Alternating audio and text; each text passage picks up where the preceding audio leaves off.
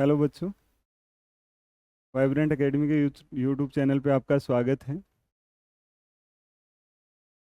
जैसा कि आपको बताया गया था कि जो भी पेपर होंगे अपने ऑफलाइन जो पेपर होते हैं उनका सॉल्यूशन आपको जो वाइब्रेंट एकेडमी के यूट्यूब चैनल पे है उसके माध्यम से आपको मिलेगा। जो आज आपका पेपर हुआ है उसका सॉल्यूशन अभी अपन स्टार्ट करेंगे। जो मैथ्स का जो पेपर हुआ है, ओवरऑल जो पेपर हुआ उसमें मैथ्स का जो सॉल्यूशन है वो अभी अपन स्टार्ट करेंगे। तो शुरुआत करते हैं अपन फर्स्ट क्वेश्चन से। Question number 26। इसमें आपको दिया हुआ है, if the arithmetic mean and geometric mean of x and y are 8 and 3√7 then find the value of x cube plus y cube. तो आपको दिया हुआ है कोई भी टू नंबर्स होते हैं, उनका अर्थमेटिक मीन होता है x plus y by two and geometric mean होता है √XY।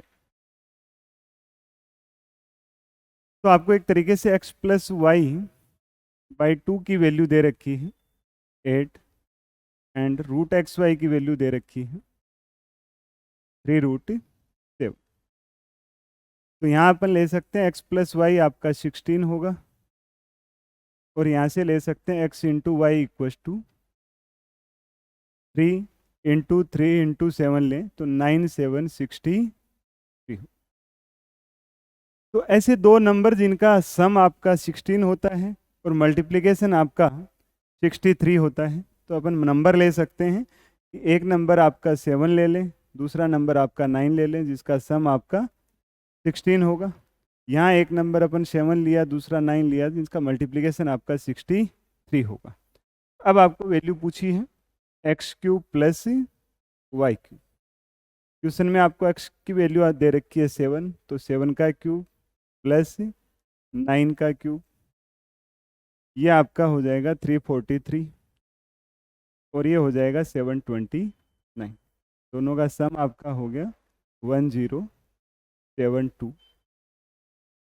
ये आपका आंसर हो। वैसे आप इसको यूनिट डिजिट से भी कर सकते हो। 3 और 9 टोटल आपका 12 होता है, यूनिट डिजिट आपका 2 होगा। हर एक ऑप्शन की यूनिट डिजिट अलग अलग होती है, तो आप उसको उस तरीके से सिंप्लीफाई कर सकते हो। यूनिट डिजिट आपके आंसर की 2 होगी। नेक्स्ट क्वेश्चन नंबर 27 में आपको दिया हुआ है base radius of cylinder is 14 centimetre. If curved surface area of the cylinder is 3/5 of total surface area, then what will be the volume of the cylinder? इसमें आपको दिया हुआ है जो सिलेंडर है उसकी बेस रेडियस, जैसे मान लो ये आपका सिलेंडर है, इसकी बेस रेडियस जो है r, वो आपको 14 सेंटीमीटर दे रखी है। कर्व्ड सरफेस एरिया, सिलेंडर का जो कर्व्ड सरफेस एरिया है वो टोटल सरफेस एरिया का 3/5 है। तो अगर टोटल सरफेस एरिया अपन 5 ले लें तो कर्व्ड सरफेस एरिया आपका 3 होगा। तो यहाँ से अपन लें कर्व्ड सरफेस एरिया आपका हो गया 2πRH upon total surface area हो गया 2πR into R plus H, और ये रेशियो दिया हुआ आपको 3/5। तो यहाँ से 2π से 2π को हटा देंगे, R से R को हटा देंगे, क्रॉस मल्टीप्लाई करेंगे तो 5H इक्वल्स टू आपका 3R प्लस 3H होगा। तो 2H की वैल्यू हो गई आपके पास 3R। तो यहाँ से आपके पास H और R का रेशियो आ गया, HR/H, ये आपके पास आ गया 2/3। R की वैल्यू आपको 14 दे रखी है, तो इंटू 7 कर दें, तो H की वैल्यू इंटू 7 करेंगे तो 21 सेंटीमीटर। तो आपके पास R भी आ गया, H भी आ गया। R पहले से दे रखा था, H अपन ने जो कंडीशंस दे रखी थी उसके आधार पे H की वैल्यू अपन ने निकाल। अब आपको वॉल्यूम पूछा है। वॉल्यूम होता है सिलेंडर का वॉल्यूम πr² इंटू H। पाई की वैल्यू 22/7 है आर की वैल्यू आपकी 14 है, 14 इंटू 14 इंटू 20, तो ये हो गया आपका 3 टाइम्स कैंसिल आउट हो जाएगा। तो 22 इंटू 14 इंटू 14 इंटू, इसको अगर मल्टीप्लाई करेंगे तो ऑप्शन अगर अपन देखेंगे तो हर एक ऑप्शन की यूनिट डिजिट आपकी डिफरेंट डिफरेंट है, तो इसको आप मल्टीप्लाई करने की ज़रूरत नहीं है, आप यूनिट डिजिट से सिंप्लीफाई कर सकते हो। 4 इंटू 2 8 होगा, 8 इंटू 4 32 होगा, 32 इंटू 3 6 होगा। तो फाइनल जो यूनिट डिजिट होगी, यूनिट डिजिट आंसर की जो यूनिट डिजिट होगी वो आपकी 6 होगी। अगर आंसर की यूनिट डिजिट की बात करें तो एक ऑप्शन ऐसा है बी वाला जिसकी यूनिट डिजिट आपकी 6 होती है, तो ये आपका करेक्ट आंसर हो गया। तो यूनिट डिजिट से इसको सिंप्लीफाई कर सकते हैं। नेक्स्ट है आपका, एक गोले की त्रिज्या आपको दे रखी है 8 सेंटीमीटर, एक ठोस बेलन के आधार त्रिज्या आपको 4 सेंटीमीटर एंड हाइट आपको h दे रखी है। बेलन का कुल पृष्ठीय क्षेत्रफल गोले के पृष्ठीय क्षेत्रफल का हाफ है, तो बेलन की ऊंचाई ज्ञात कीजिए। एक मान लो आपको स्पेयर दे रखा है जिसकी रेडियस आपको capital R equals to 8 centimetre दे रखी, और दूसरा आपका ठोस बेलन दिया हुआ है जिसकी बेस रेडियस अपन स्मॉल r ले लेते हैं और हाइट अपन h ले लेते हैं। अब बेलन का total surface area, total surface area की बात करें तो ये आपका हो गया 2 पाई, r की वैल्यू आपको 4 दे रखी है, तो 4 इंटू 4 प्लस एच, ये बेलन का टोटल सरफेस एरिया है। और ये जो है स्फेयर का जो टोटल सरफेस एरिया होता है 4 पाई इंटू आर स्क्वायर, और उसका हाफ आपको दिया हुआ है 1/2 टाइम्स। तो यहाँ से ये तो आपका कैंसिल आउट हो जाएगा, 4 से 4 को भी कैंसिल आउट कर सकते हैं, 8 into 8 equals to 4 into 4 plus h, तो 4 2 टाइम्स कैंसिल आउट हो जाएगा। तो 4 प्लस एच की वैल्यू आपके पास 16 है, एच की वैल्यू जो है आपके पास 12 सेंटीमीटर आ गई। तो जो आपका सिलेंडर है उसकी हाइट आ गई, रेडियस आपको पहले से दे रखी थी, रेडियस के आधार पे हाइट की बात करें अपन तो 12 सेंटीमीटर आपकी हाइट हो जाएगी। तो आपका बी आंसर करेक्ट हो गया, बी ऑप्शन आपका करेक्ट हो। क्वेश्चन नंबर 29, एक कक्षा में लड़कों लड़कियों की संख्या का रेशियो है वो 13:8 है। 50 boys leave the class and 50 girls enter the class, then their ratio will be 4:3. Find the final number of girls. तो यहाँ अपन बात करें बॉयज एंड गर्ल्स, इनका जो इनिशियल रेशियो है वो 13:8 दे रखा है, 13:8। और जब 50 लड़के वहाँ से चले जाते हैं और 50 लड़कियाँ आ जाती हैं तो रेशियो आपका 4:3 हो जाता है। अगर अपन यहाँ बात करें कि दोनों रेशियो में सेम क्या है, 50 लड़के गए 50 लड़कियाँ आ गई, इसका मतलब टोटल नंबर सेम है, 50 गए 50 आ गए, तो टोटल नंबर आपका क्या है, सेम है। तो टोटल नंबर सेम बना लेते हैं, यहाँ का आपका 21 हुआ और ये आपका 7 हुआ, तो सेकेंड रेशियो को अगर 3 से मल्टीप्लाई कर देंगे तो आपका 21 हो जाएगा। तो बॉयज़ और गर्ल्स का इनिशियल रेशियो है आपका 13:8 और फाइनल रेशियो आपका 12:9। तो यहाँ से अगर अपन देखेंगे -1 हो रहा है और यहाँ से देखेंगे तो आपका +1 हो रहा है। इसका मतलब अपना जो रेशियो है उसमें एक लड़का छोड़कर जा रहा है और एक लड़की आ रही है, जबकि क्वेश्चन में क्या दे रखा है, इस एक यूनिट की जो वैल्यू है वो 50 दे रखी है। अब आपको क्या पूछा है, लड़कियों की अंतिम संख्या क्या होगी, तो अंतिम संख्या आपकी 9 यूनिट की वैल्यू आपको पूछी है। तो 9 यूनिट की वैल्यू आपकी हो जाएगी 9 इंटू 50 4 450 गज। ये फाइनल नंबर होगा गज का 450। सी ऑप्शन आपका करेक्ट हो जाएगा। नेक्स्ट क्वेश्चन है अपना 2 की पावर x इक्वल टू 3 की पावर y इक्वल टू 6 की पावर z है, और आपको रिलेशन पूछा एक्स वाई जेड में। तो ऐसे क्वेश्चंस में क्या होता है आपका, बेस, एक तो बेस होता है और एक पावर होती है। बेस में रिलेशन या तो क्वेश्चन में दिया हुआ होता है, और या अपन बेस में रिलेशन पहले से जानते हैं। जैसे यहाँ बेस है आपका 2 3 6, इसमें अपन रिलेशन पहले से जानते हैं कि 2 और 3 को मल्टीप्लाई किया जाए तो 6 के इक्विवेलेंट होता है, 6 के इक्वल होता है। अब जो आपको कंडीशन दे रखी है 2 की पावर x इक्वल टू 3 की पावर y इक्वल टू 6 की पावर z इक्वल टू अपन ले लेते हैं k।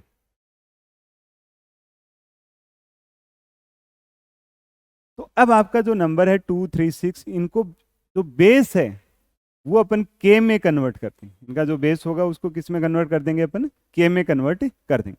जैसे 2 की power x equal to k है, तो 2 इक्वल टू k की पावर 1 अपॉन x लिख सकते हैं। पावर जो है उधर जाके फ्रैक्शन में चली जाएगी। तो यहाँ से अगर अपन बात करें 2, तो k की पावर 1 अपॉन x हो गया। 3 k की पावर 1 अपॉन y हो गया, और 6 k की पावर 1 अपॉन z हो गया। यहाँ से देखेंगे तो दोनों का बेस सेम है, तो पावर आपकी ऐड हो जाएगी 1 upon x plus 1 upon y, और ये आपका k की पावर 1 अपॉन जेड होगा। दोनों तरफ बेस सेम होता है तो पावर को इक्वल कर सकते हैं। तो यहाँ से अपन लिख सकते हैं 1 upon x plus 1 upon y equal to होगा 1 अपॉन जेड। और यहाँ से कंडीशन आ गई आपकी 1 upon x plus 1 upon y minus 1 upon z equal to, और यही आपको क्वेश्चन में पूछा गया। एक्स वाई जेड में जो रिलेशन है 1 upon x plus 1 upon y plus minus 1 upon z की वैल्यू आपको पूछी है, तो वो वैल्यू किसके इक्वल हो जाएगी, आपकी 0 के इक्वल हो जाएगी। ऑप्शन सी आपका करेक्ट हो जाएगा। नेक्स्ट है आपका 1 अपॉन 72 रेस टू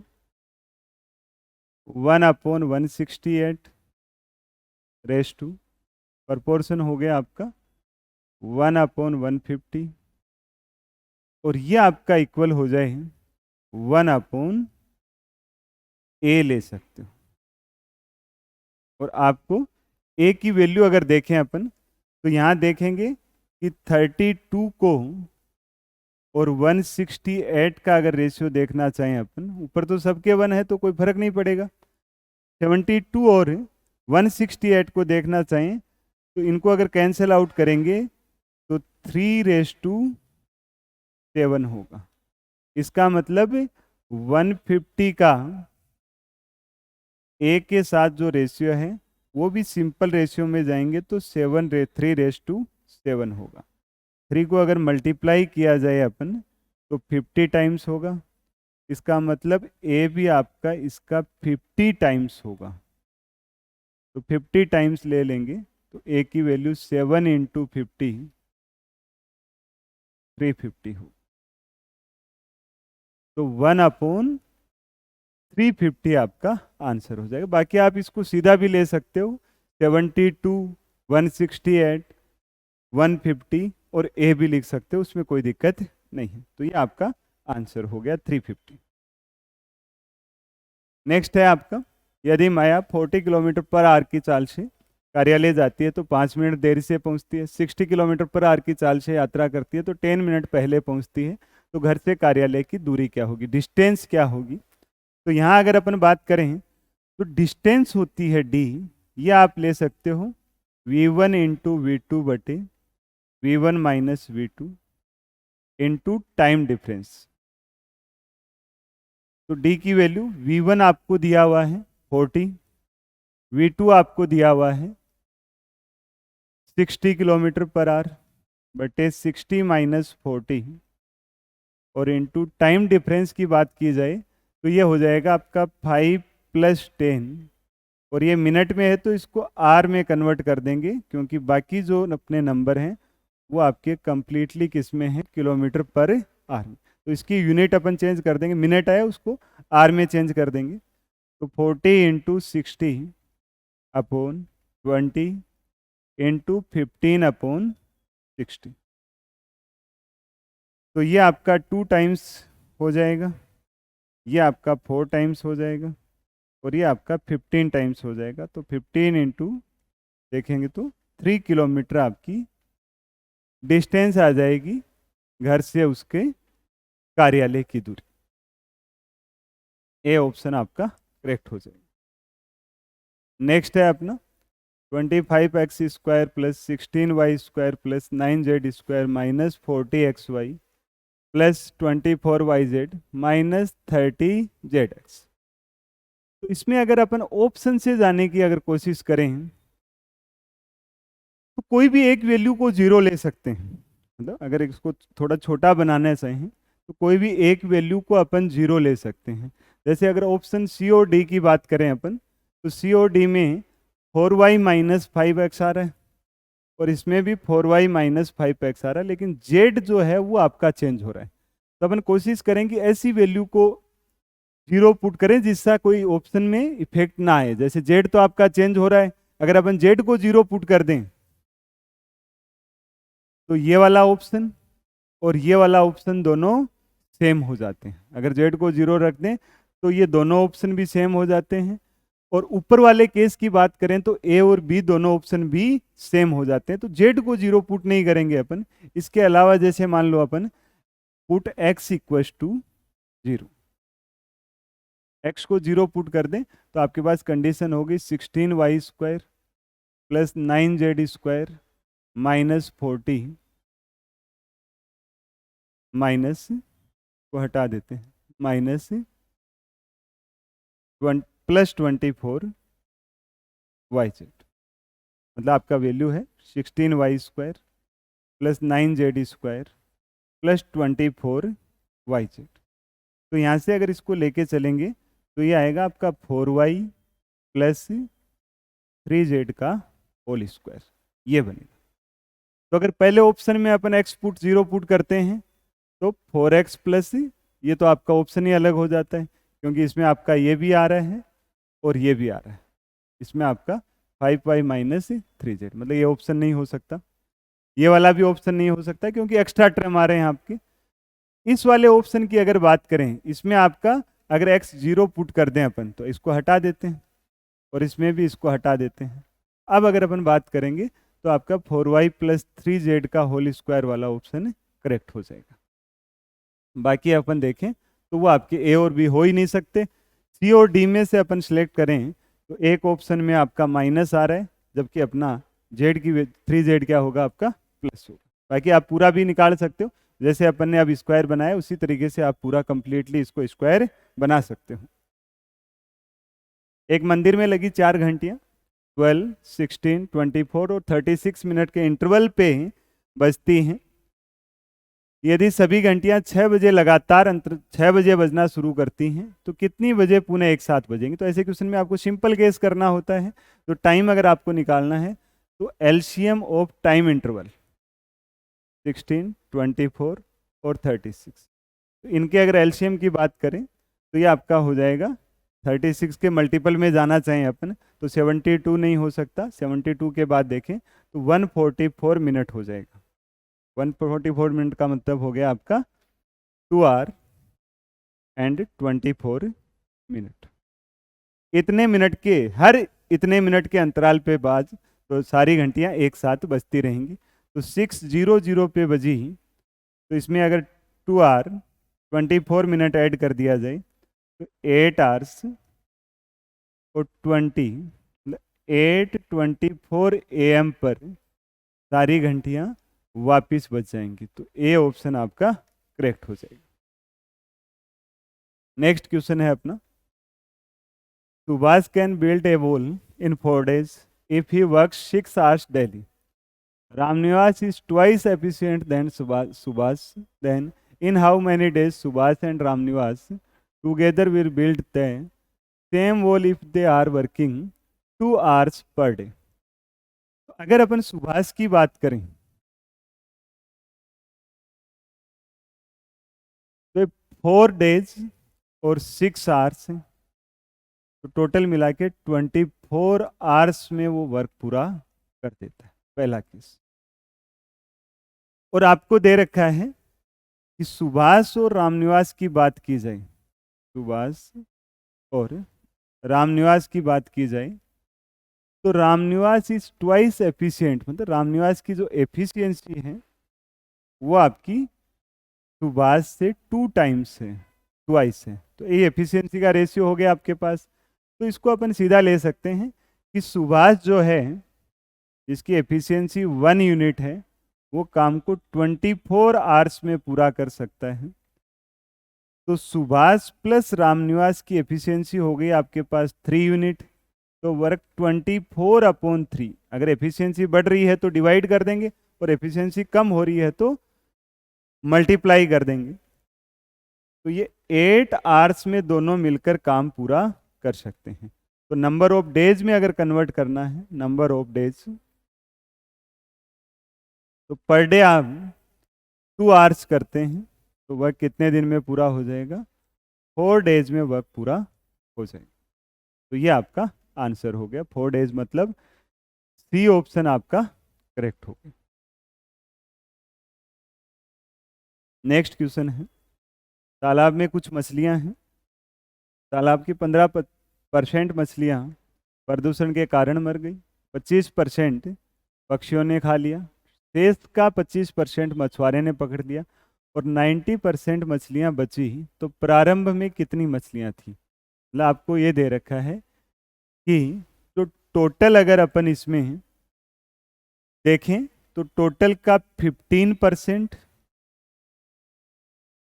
और 25%, ये तो दोनों एक साथ हैं, टोटल का दिया हुआ है। तो ये तो हो गया आपका 40%। 40% का मतलब हो गया 2/5। तो पहले जो 2 केस हैं उसमें टोटल का 2/5 टाइम्स तो खत्म हो गए। बाकी जो रिमेनिंग बची, तो शुरुआत में मछलियां मान लेते हैं x थी, उनके इन 2 केस में, एक ये वाला केस, एक ये वाला केस, टोटल मिला के आपका 40% हुआ। तो 2/5 वहां से हट गई, तो रिमेनिंग हो गया 3/5। अब तीसरे केस में क्या दे रखा है?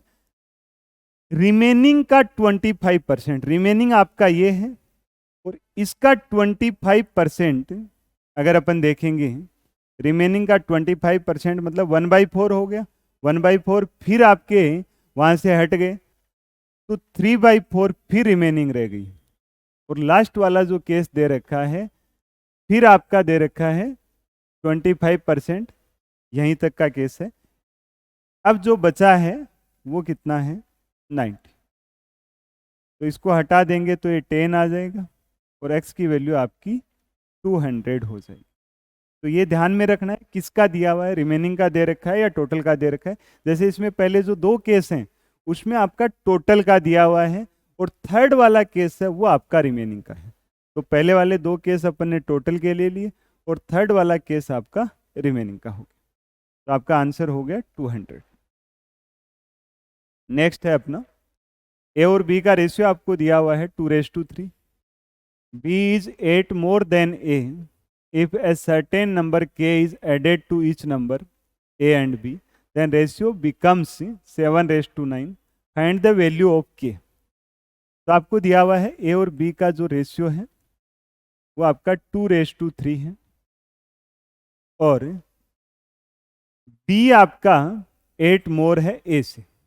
आगे क्या कह रहा है कि जब हर एक नंबर में k ऐड कर दिया जाता है तो रेशियो हो जाता है 7:9।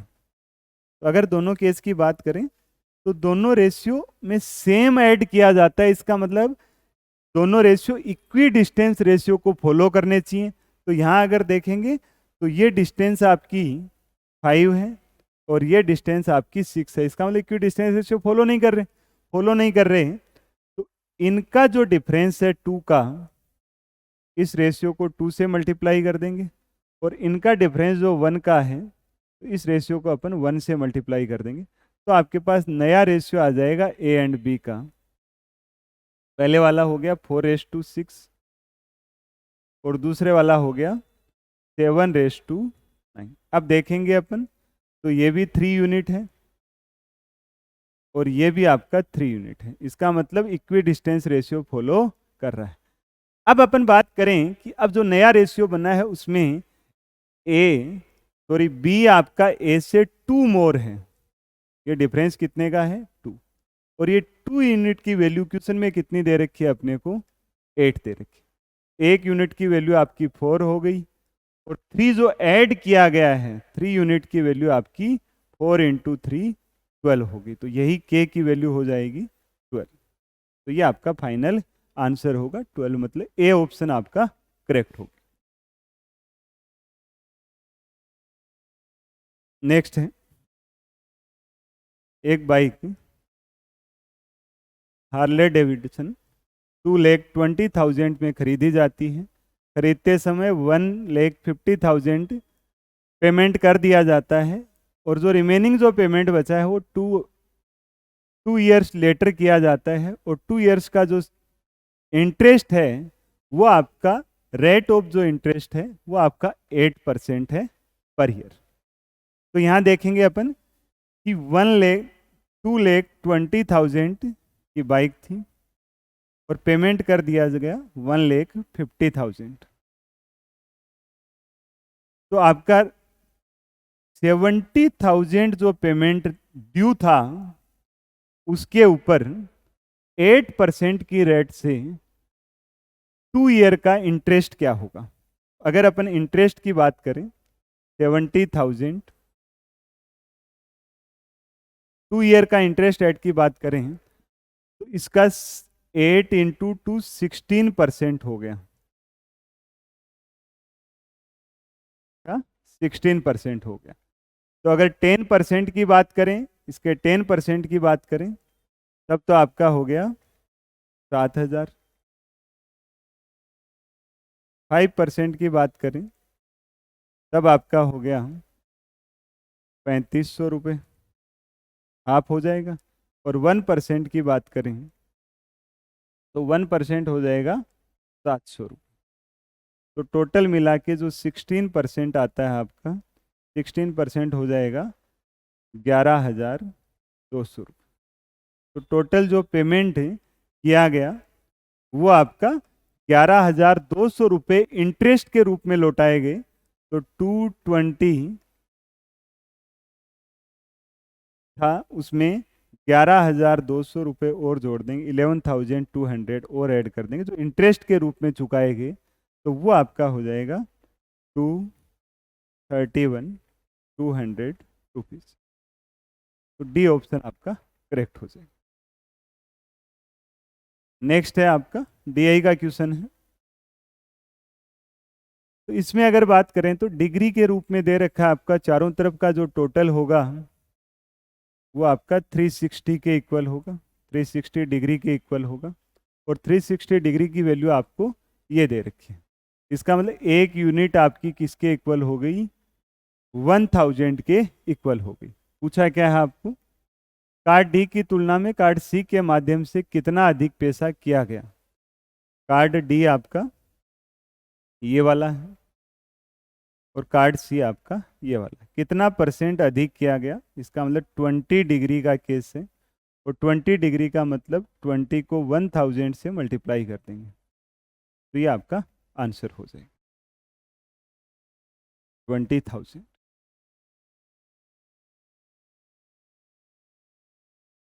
नेक्स्ट है आपका cos 2 theta plus sine square theta, sine theta plus cos theta into tan theta plus cos theta और बटा में दे रखा है sec theta plus cosec theta. Value put करके भी इसको सिंप्लीफाई कर सकते हो और थीटा की वैल्यू रख के भी कर सकते हो, डायरेक्ट भी कर सकते हो। डायरेक्ट करेंगे तो कोस 2 थीटा जो है वो आपका हो जाएगा cos square theta minus sign square theta, उसके बाद है प्लस साइन स्क्वायर थीटा। ये तो आपका यहाँ तक का सिंप्लीफिकेशन है। लास्ट वाले केस को सबको अपन साइन कोस में कन्वर्ट कर देंगे तो sine theta plus cos theta. Tan theta को लिख सकते हैं अपन साइन थीटा बटे कोस थीटा, और कोट थीटा को लिख सकते हैं कोस थीटा बटे sine theta upon sec theta plus cosec. Sec theta को भी लिख देते हैं, चेंज कर देते हैं सबको, साइन कोस में ही कन्वर्ट कर देते हैं। सेक थीटा को लिख सकते हैं 1 कोस थीटा, और ये 1 साइन थीटा। इसके बाद अगर अपन एल देखेंगे, साइन स्क्वायर से साइन स्क्वायर कैंसिल आउट कर दें, कोश स्क्वायर थीटा हो गया माइनस ये आपका sign theta plus cos theta है। इसका एलसीएम लेंगे तो साइन स्क्वायर थीटा प्लस कोश स्क्वायर थीटा बटे साइन थीटा कोस थीटा और बटे sine theta plus cos theta बटे साइन थीटा कोस थीटा। जो कैंसिल आउट हो रहा है उसको अपन कैंसिल आउट कर सकते हैं। तो यहाँ देखेंगे तो ये इससे कैंसिल आउट हो रहा है, ये आपका पहले से फर्स्ट आइडेंटिटी से 1 के इक्वल हो गया, ये भी आपका कैंसिल आउट हो गया। तो आंसर हो गया आपका कोश स्क्वायर थीटा -1, जिसको लिख सकते हैं माइनस साइन स्क्वायर थीटा। तो ये तो आपका एक केस हो गया, जिससे अपन कंप्लीटली सिंप्लीफाई कर सकते हैं। दूसरा ऑप्शन क्या है आपका, वैल्यू पुट करके भी सिंप्लीफाई कर सकते हो। अगर वैल्यू पुट करके इसको सिंप्लीफाई करना चाहिए तो ये आपका केस हो गया, पूरा जो तरीका है। उसके बाद अपन देखें कि इसी को वैल्यू पुट करके भी कर सकते हैं। अब वैल्यू पुट करने में पहली ट्राई तो अपन थीटा 45 की करते हैं, लेकिन अगर अपन देखेंगे थीटा 45 वैल्यू पुट करेंगे, थीटा 45 वैल्यू क्वेश्चन में पुट करें तो ऑप्शन मैच हो जाते हैं। ये वाला ऑप्शन इसके इक्वल हो जाता है, ये वाला ऑप्शन इसके इक्वल हो जाता है। तो थीटा 45 नहीं पुट कर सकते अपन, थीटा 30 या 60 में से पुट कर सकते हो। 30 भी पुट कर सकते हो और 60 भी पुट कर सकते हो। तो ज़्यादा सही रहेगा 30 पुट कर दें, जिससे कि ये वाला जो केस है वो एक्यूट एंगल में ही रह जाएगा, ऑब्ट्यूज में नहीं जाएगा, 90 से बड़ा नहीं होगा। तो पहला केस हो गया cos 60 plus sine square 30 minus sine 30 plus cos 30 tan 30 plus cot 30 upon sec 30 plus cosec 30। ये आपका केस हो गया। वैल्यू पुट करें तो ये आपकी वैल्यू 1/2 हो गई। ये वाली वैल्यू की बात करें तो 1/2 का स्क्वायर 1/4 हो गया, माइनस 1/2 प्लस √3/2, ये आपका √3 प्लस 1/√3। ये आपका सेक 30 की वैल्यू हो जाएगी आपकी 2/√3, और कोसेक 3 की वैल्यू हो जाएगी, कोसेक 30 की वैल्यू हो जाएगी 2। तो इन दोनों का टोटल देखेंगे तो 3/4 माइनस √3 प्लस 1/2 इंटू 3 प्लस 1 4 हो जाएगा, 4/√3 और बटे ये आपका हो जाएगा 2 तो कॉमन आ जाएगा, √3 प्लस 1 बटे 2 होगा। तो इसको कैंसिल आउट कर दें, ऐसे ही 2 से 2 कैंसिल आउट हो जाएगा, यहाँ से √3 और आ जाएगा आपके, सिर्फ √3 आएगा आपके पास यहाँ पर। तो √3 से √3 कैंसिल आउट हो जाएगा, √3 प्लस 1 से ये हो जाएगा, और आपका बचेगा जो 3/4 माइनस 1 बचेगा, जिसको अपन -1/4 लिख सकते हैं। और -1/4 का मतलब है -30 डिग्री पे बात करें तो साइन स्क्वायर 30 डिग्री हो। ये आपका आंसर हो गया, मतलब sign square theta minus. Next है, एक संख्या को 349 से डिवाइड किया जाता है, सक्सेसिवली डिवाइड किया जाता है, तो 237 आता है। तो इसको ऐसे लिख सकते हो 349 से डिवाइड किया जाता है, तो जो रिमाइंडर है आपका वो 2, 3 और 7 आता है। तो नंबर निकालने के लिए आप क्या कर सकते हो, ये प्लस कर सकते हो, ये मल्टीप्लाई कर सकते हो, ये प्लस कर सकते हो, ये मल्टीप्लाई कर सकते हो, ये प्लस कर सकते हो। ये एक नंबर आ जाएगा आपके पास, जिस नंबर को 3, 4, 9 से कम सक्सेसिवली डिवाइड किया जाए तो रिमाइंडर आपका 2, 3, 7 आएगा। मतलब नंबर और भी हो सकते हैं, लेकिन अगर अपन एक केस की बात करें, एक नंबर की बात करें, तो उनमें से ये एक नंबर होगा जो भी पॉसिबल नंबर्स होंगे। तो 9 और 7 आपका कितना हो गया? 16। 16 4, 16 इंटू 4 करेंगे तो 64 हो जाएगा। 64 प्लस 3 67 हो गया। 67 इंटू 3 लेंगे तो ये आपका 201 हो जाएगा, और प्लस 2 कर देंगे तो 203 एक नंबर है, जिस नंबर को 3, 4, 9 से सक्सेसिवली डिवाइड किया जाए तो रिमाइंडर आपका 237 आ जाएगा। अब आपको पूछा है कि इस नंबर को अगर 9, 4, 3 के क्रम में डिवाइड किया जाए, इस ऑर्डर में डिवाइड किया जाए, तो 203 में सबसे पहले अपन डिवाइड कर दें 9 का, तो 9, 2, 18, 2, 3, 9, 2, 18 और 5 आपका रिमाइंडर आ गया। सक्सेसिवली डिवाइड किया जा रहा है, तो अब जो रिमाइंडर आया आपका, जो क्वोशिएंट आपका आया है, उसको 4 से डिवाइड करेंगे। 4 से डिवाइड करेंगे तो 5, 4, 20 हो गया, रिमाइंडर आपका 2 आ गया। और उसके बाद 5 को डिवाइड करेंगे नेक्स्ट नंबर 3 से, तो 313 होता है, और रिमाइंडर आपका 2 आ गया। तो रिमाइंडर आपका हो गया 5, 2। सक्सेसिवली डिवीजन का मतलब है कि जो क्वोशिएंट आते जाएं उन्हीं को बार बार आगे नेक्स्ट नंबर से अपन डिवाइड करते हुए चले जाएं। तो ये आपका ऑप्शन हो गया 5, 2 एंड 2। अगर ऑर्डर चेंज किया जाता है तो इस तरीके से एक नंबर निकाल लेंगे। नंबर और भी पॉसिबल है, लेकिन ये एक उनमें से एक नंबर होगा। नेक्स्ट है आपको length of a rectangle is 3/5 of radius of a circle. The radius of the circle is equal to side of a square whose area is 6400. The perimeter of the rectangle if the breadth is 15 metre. तो इसमें अपने पास एक तो rectangle दिया हुआ है, एक आपको सर्कल दे रखा है, दूसरा आपको सर्कल दिया हुआ है, और तीसरा आपको स्क्वायर दे रखा है। स्क्वायर की अगर साइड ए ले लें अपन, तो ए स्क्वायर की वैल्यू आपको 6400 दे रखी है। ए की वैल्यू आपकी कितनी हो गई? 80 सेंटीमीटर। पहला केस। स्क्वायर का अगर एरिया दे रखा है तो अपन स्क्वायर की साइड निकाल सकते हैं। अब दूसरा केस है, आपको क्या दिया हुआ है कि radius of circle is equal to the side of square. Square की साइड आपकी 80 आई है, तो यहां से रेडियस अगर आर ले लें इसकी, तो आर की वैल्यू भी आपकी 80 सेंटीमीटर ही होगी, क्योंकि ये दोनों चीजें बराबर हैं। अब तीसरा केस आपको क्या दिया?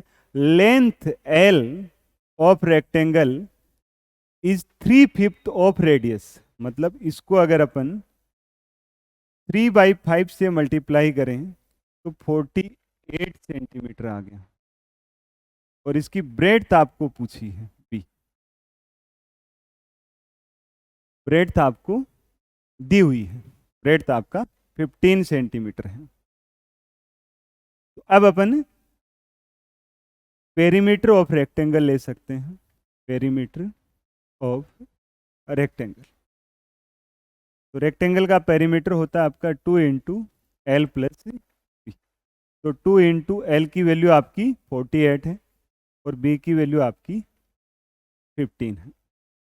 तो ये आपका आंसर हो जाएगा 2 इंटू 48 प्लस 15 हो गया आपका 63, तो 126 सेंटीमीटर हो जाएगा। ये आपका आंसर होगा। सी ऑप्शन आपका करेक्ट हो जाए। 3 चीज़ें हैं, रेक्टेंगल है, सर्कल है, और उसके बाद स्क्वायर है। तो तीनों आपस में कोरिलेटेड हैं, तो उसके आधार पे उनको सिंप्लीफाई कर सकते हैं।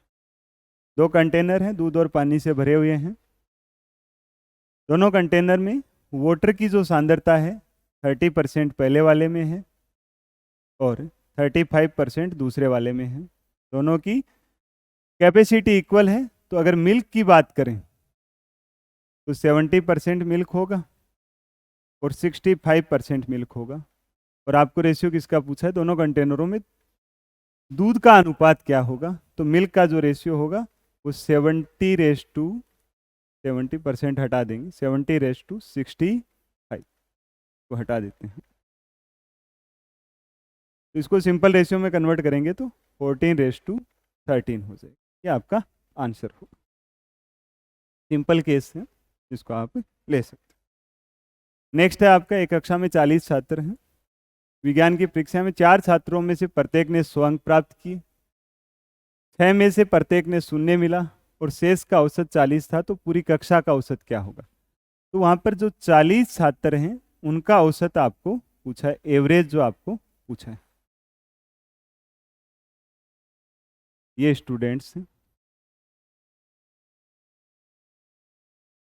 उसमें से आपको दिया हुआ क्या है, 4 जो नंबर हैं, 4 जो स्टूडेंट हैं उनके एवरेज आपका 100 है, 6 जो स्टूडेंट हैं उनका एवरेज आपका 0 है, और बाकी जो 30 बच गए हैं उनका एवरेज आपका 40।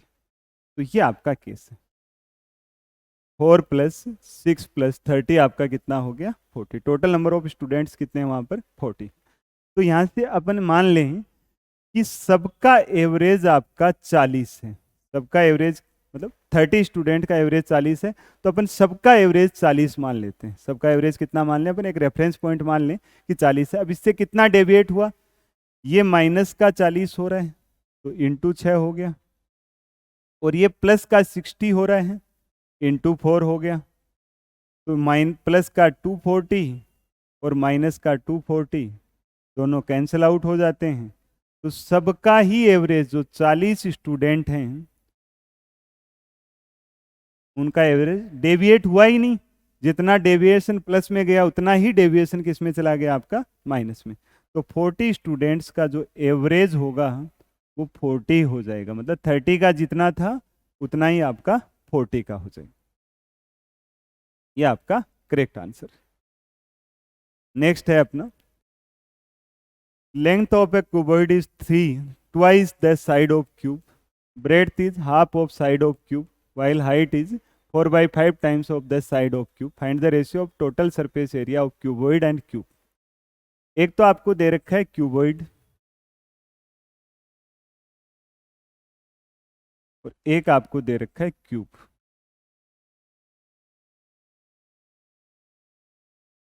अब आपको क्या दिया हुआ है? इसकी लेंथ भी है, ब्रेड्थ भी है और हाइट भी। और इसकी बात करें तो साइड अपन मान लेते हैं ए है। अब आपको पहला केस क्या दिया हुआ है? Length is twice the side of cube, ये 2 टाइम्स है। दूसरा, ब्रेड्थ इज हाफ, ब्रेड्थ आपकी हाफ है, और हाइट आपकी 4/5 टाइम्स है, 4/5 टाइम्स। तो अपने को क्या करना है, जो भी इसकी साइड है उसमें 5 से भी डिवाइड करना है, 2 से भी डिवाइड करना है। तो अपन ने इसको मान लिया 10, तो 10 को 2 से मल्टीप्लाई करें तो लेंथ आ गई आपकी 20। 10 को डिवाइड करें 2 से तो ब्रेड्थ आ गई आपकी 5, और 4/5 अगर इसका लें तो हाइट आ गई इसकी 8। तो दोनों की अपने पास क्यूबॉइड की लेंथ, ब्रेड्थ, हाइट भी आ गई, और इसकी साइड भी अपन ने मान रखी है। घन और घनाभ के कुल पृष्ठीय क्षेत्रफल का क्षेत्रफल, कुल पृष्ठीय क्षेत्रफल का रेशियो आपको पूछा, घनाभ और घन। कुल पृष्ठीय क्षेत्रफल अगर इसकी बात की जाए तो 2 × LB + BH + LH, और इसका पृष्ठीय क्षेत्रफल की बात की जाए तो 6A²। तो 2 20 × 5 + 5 × 8 + 20 × 8, रेशियो हो गया 6 × 10 का स्क्वायर। तो इसको देखेंगे तो 100 हो गया, 40 हो गया तो 140, और 140 × 160, 140 + 160 2 × 300 हो गया, और ये 6 × 10 × 10, तो ये कैंसिल आउट कर देते हैं। 3 से कैंसिल आउट हो जाएगा, 2 से 2 कैंसिल आउट हो जाएगा, 1:1 आपका रेशियो आ जाएगा।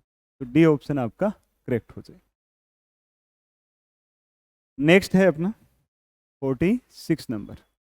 5 किलोमीटर लंबे वर्ताकार ट्रैक पर एक बिंदु से ABC एक ही दिशा में एक ही समय पर क्रमशः स्पीड आपको दे रखी है 5/2 3 kilometre per hour and 2 kilometre per hour. कितने समय बाद वापस मिलेंगे? तो एक क्वेश्चन पहले भी आया था, अपने को क्या नाम करना है?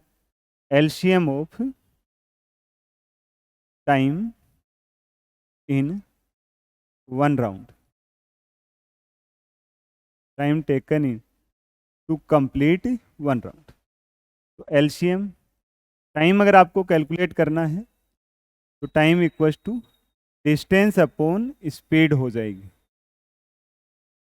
जैसे पहले वाले की बात करें तो डिस्टेंस हर कोई एक चक्कर लगाने के लिए 5 किलोमीटर चलना है और इसकी स्पीड होगी आपकी 5/2।